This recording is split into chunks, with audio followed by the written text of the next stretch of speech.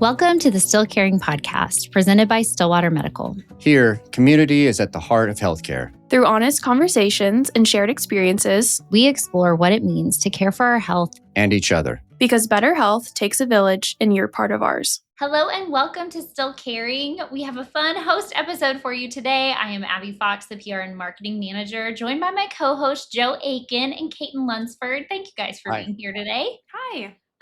Somehow it is the end of season 1 already. And so I thought it would be fun. This was actually Joe's idea to get us all together and kind of talk through how season 1 went and just celebrate that this is a milestone for this podcast. So thank you guys for being part of the journey. It has been so much fun. When we got into it, I wasn't sure how this was going to play out, having never done one before. And as we went along and got more comfortable with how the process goes and really engaged with the people, it's now to a point where this is one of my favorite things, because I really do feel like we can connect and get the message out to more people this way than through anything else we do. It's been fantastic for me. That's great. How about you, Katon? I agree with Joe. I was a little nervous. I think sometimes health can feel like a little bit daunting to talk about, especially when you're not like coming from that background. But I think Joe has been saying a lot, like our whole purpose is to make this a more normalized topic to talk about. And so once I took that away and realized that I'm just having a conversation with someone about how we can care for one another, it made me feel a lot less nervous. And I feel like I've taken away a lot of great tips that I can use in my own life. So I've enjoyed this a lot. That's awesome. I am one for I'll have a big idea. And then once you actually start doing it, you love it a lot less than you thought you would sometimes. And so I was nervous that would be what this is.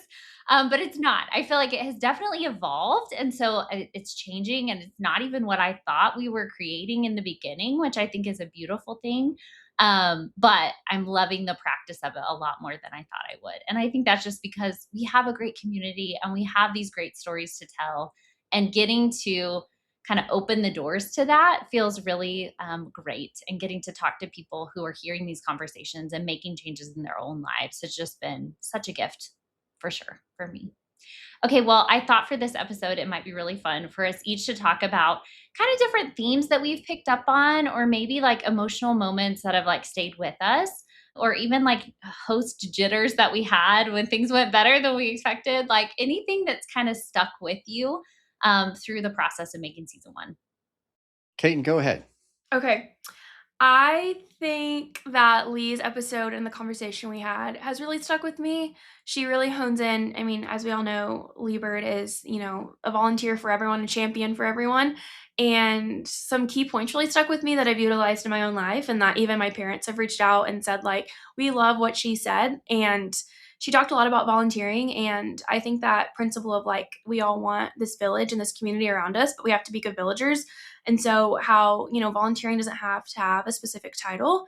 And she kept bringing up, you can volunteer by just offering to take your friend to the doctor. You can drive them, or you can be someone that, helps them get their groceries. And so just there's small ways to make someone's life more bearable and easy for them. And that, we don't always have to carve out this huge chunk of time to be a volunteer, to be a steward for people in our community. And so I've really taken that as, I can help people and I can be a good villager in small ways and big ways, and they all have this impact on people. And so that was really impactful to me, just how honest she is. And she really lives out what she says, and you can tell that, and everyone else can pick up on that. And so I just really appreciated that conversation.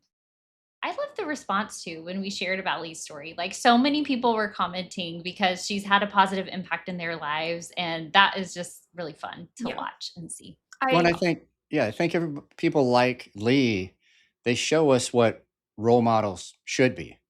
It's sacrificing. It's taking of your own personal time that you could be doing anything else that you want to do.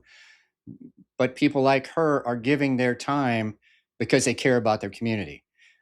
And that has really pushed me to look at myself and go, okay, a lot of these things I'm doing, like this podcast, this is my job.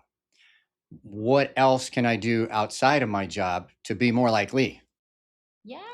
And We can all be more likely. to go off of that, I stopped her in the hallway because we had posted it on Facebook and we had all these comments. And I was like, Lee, like, you'll never guess like how many people saw this and what they're saying. And she was like, no, I don't want to know. Like, she doesn't do it for like personal gain Yeah, or she for does attention or not. anything. It's just who she is. And so, I mean, she's just phenomenal. And I agree. Like, we can learn so much from her. Way of life for her. Yeah. And that's Yeah. the whole thing. Like it starts with a mindset. Cause to me, one of the things that stuck out to me was kind of what I'm going to call a generative mindset, which I don't know if that like resonates with a lot of listeners, but like just that your mindset matters so much. You know, hearing from Lori Hunter as a caregiver of like, I'm going to stay positive until I have a reason to be negative. Like that just really stuck with me because I can get worried about all the worries and it's like, no, that I can come from it with a different mindset. I love to what Mary Beth shared about how, you know, here I thought I'd be a nurse at the bedside my whole life because that's my passion. But then seeing how, well, maybe in leadership, I can actually have more of an impact on the bedside than I even did when I was working one on one. So I loved that of just like, what's this thing that I'm thinking about and getting discouraged by it? How could I think about it in a different way? Even Sarah Brown, you know, we have all these challenges facing us in healthcare and the shortage of healthcare workers and what can we do? And you know, I think her answer was like, let kids be curious and like just let it evolve. And so I loved that kind of nudge to us of like, let's think about it differently. Yeah, I think that the piece that really stood out to me, speaking of Lori Hunter, her interview has really stuck with me. And I think the thing that really stands out was when she was talking about, so her husband Vance, who we also interviewed, had some issues prior to his prostate cancer that truly he almost died because of it. And he made a promise to Lori in that moment that he would get a physical every year. And it was because of a non cancer related issue that he had. And he kept that promise, which I think that's the big thing first is keep the promise.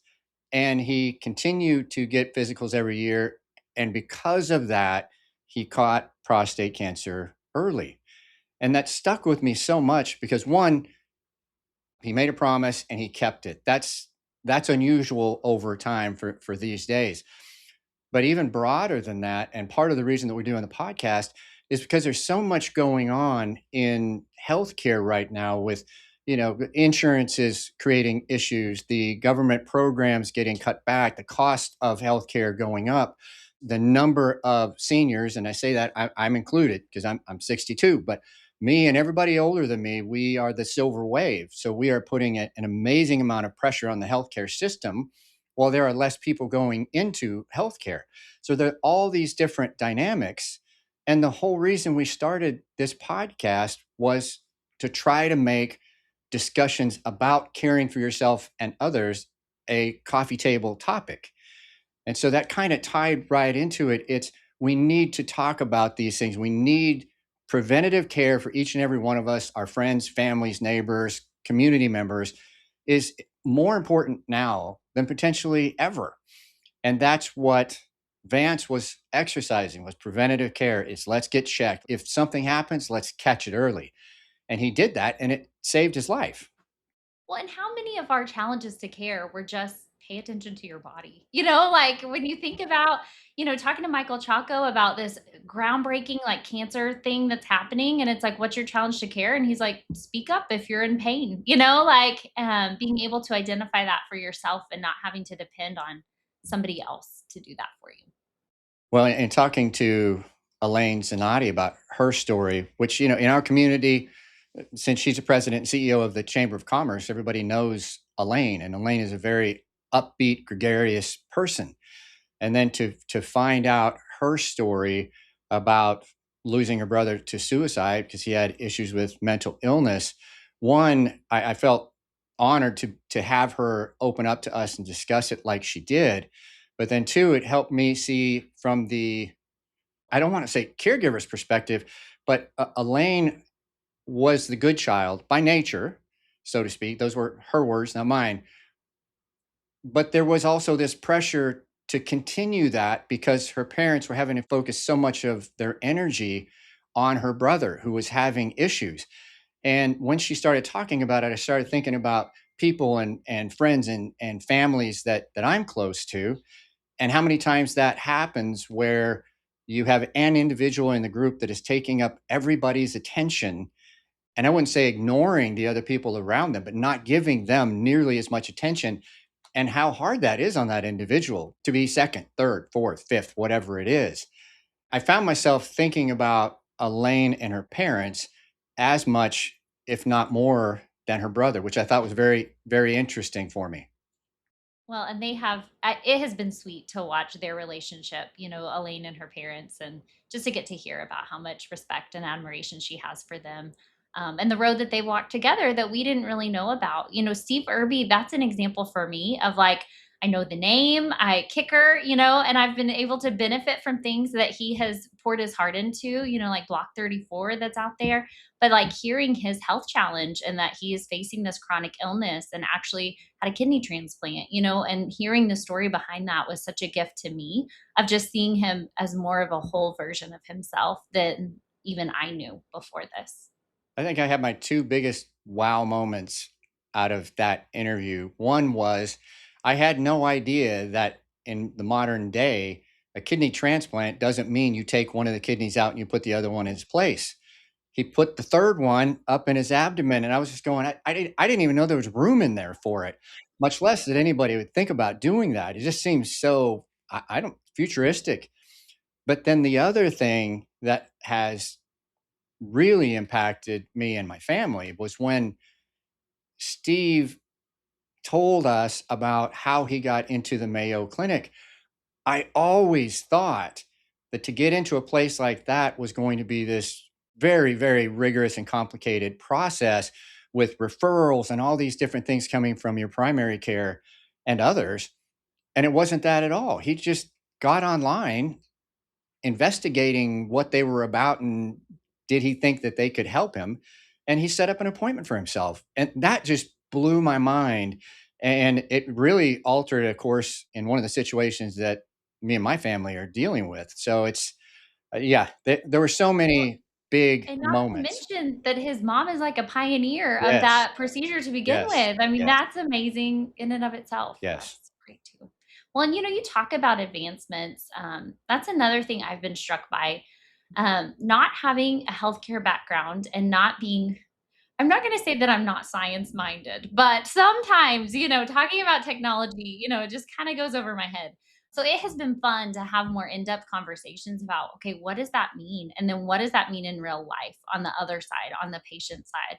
And so getting to hear about some of the things that we're doing, just in pulmonary health, talking to Dr. Roten about how his very grandparents had to travel out of town for that care. And that's what called him here to serve this community was great, but then living it with Shyla's experience of like, hey, I'm having struggles with sleep apnea and I'm trying the CPAP, but it's not working for me. Like just the fact that an implant is an option, like that's just really cool of how technology can evolve some of the struggles that we're facing today. Yeah, and I think going back to, like, Dr. Jocko, he brought up a great point, like, we can have all this great technology, but it's no use to you if you don't go in and get checked and know what you're dealing with, and so, I just think that was a really great point too, like, we have all these awesome advancements in the medical field, so, they're out there for you, you just have to know, your own body and what's going on in yourself to take advantage of that. Absolutely. I love that. Well, and probably what I love most about what I learned in season one is something that I already knew, but it just like clarified that point for me of like, it takes so many people to care for one another. You hear that about it takes a village to raise a child, but that's true throughout that child's whole life, And so thinking through not even just like healthcare systems, which I think that's important. Chad shared that. He's like, yeah, I had a university doctor and I came to Stillwater Medical for this heart scan. And then I had to go to Oklahoma Heart Hospital. Like, it takes so many people working in concert sometimes to provide the support and care that we all need throughout our lives and that we're going to need. Yeah, I agreed. And I think another takeaway for me was just the realization that everybody has a story. Everybody. Everybody we talk to directly on the interviews, other people that have listened to it. I'm running into people and they're saying, "Oh, I saw that particular episode," and then they start telling me their story, and it just helps me realize that none of us are alone. You feel like it. I think when you're in the middle of it, sometimes you feel like you're very isolated and on your own with your care group, be it your family, friends, whoever it may be, but you're not. And I think that the big thing is that people don't know what to do for you. I mean, that's what Lori kept bringing up. And sometimes it's just let them know you're thinking about them. It's not necessarily getting in their business, so to speak. A lot of people want to get in and get their hands dirty and help. But as someone who's reaching out to try to help someone, you've got to pay attention to what the other person is saying and what they actually need versus what you want to give. I think through these conversations, we're going to help people understand so many different things. And that's why I'm super excited about moving forward and getting into next season. Well, I was gonna say you opened the door so well, Joe, to talking about, okay, what did we learn this year? And then how is that informing what's coming? So anybody wanna like riff a little bit on that? Go ahead, Katon. I think I learned a lot that health affects everyone directly or indirectly. Going back to Elaine, like it was her brother that was affected by this mental health, but I mean, it still affected her. And she made a great point that it's important to talk about it. It does you no good to keep it bottled up. And so I learned a lot that it's important to have these conversations. It's important to talk about our stories. Like Joe said, everyone has one. And again, like health is such a thing that everyone's going to deal with. I mean, indirectly or directly. And so going forward, I'm excited to get to hear from more people in our community, hear more stories, and just how we can care for one another. And I think that these conversations are just so important. And so I think they're doing our community a lot of good. And so I'm excited to get to put something out into our community that is impactful and it's positive. And so that's what I'm looking forward to for next season. Yeah, for me, I'm going back to what I said before. In my job, I really feel like this podcast is potentially the most important thing I do. Obviously, I raise money for the hospital and foundation. That's clearly important. But getting the information out to people in and around our community, I feel is even more important. And I believe that this is the venue to do that. We just have to make more people aware of what we are doing. And I just can't wait to talk to people and allow them the opportunity and the platform to talk about their stories. Won't reveal anything here, but I was talking to a gentleman that we'll be interviewing, and it was a little bit of a press to get him to say he'd be willing to talk about it. Now, of course, he has to be completely on board. We're not going to, obviously, we're not going to force anybody to talk about it. But once he started discussing it, you could see him the emotions welling up because he knew he was helping other people.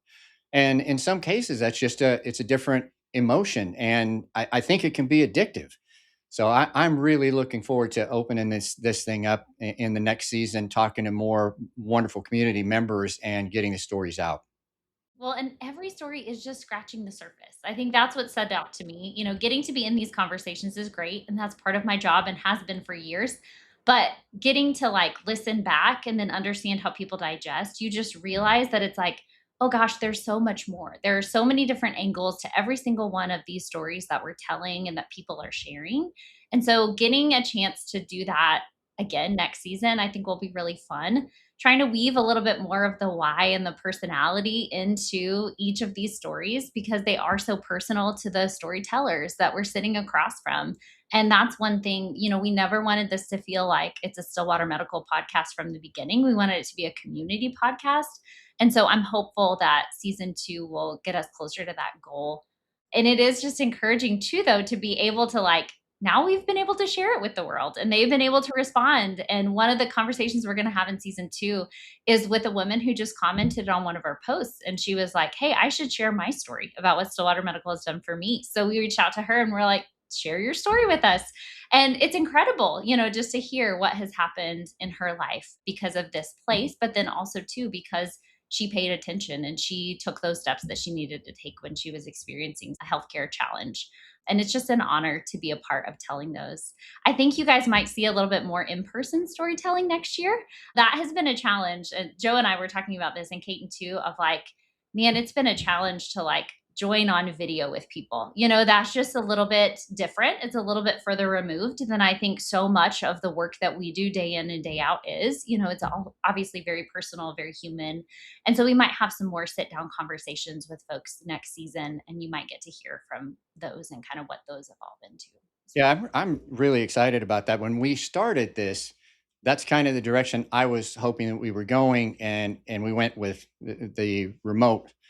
And so I'm excited to try this face to face, in part because every time before I would do an interview, I have anxiety. It's like, okay, am I going to get the camera right?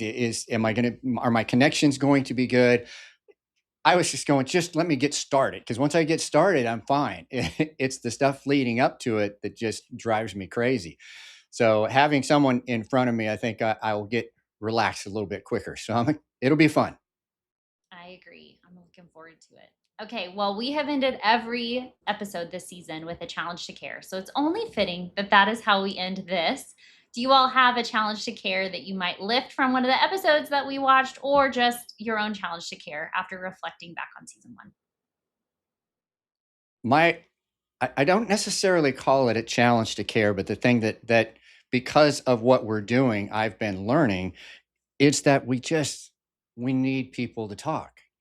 You know, again, we're wanting this healthcare, the care of our community members, to be a coffee table topic.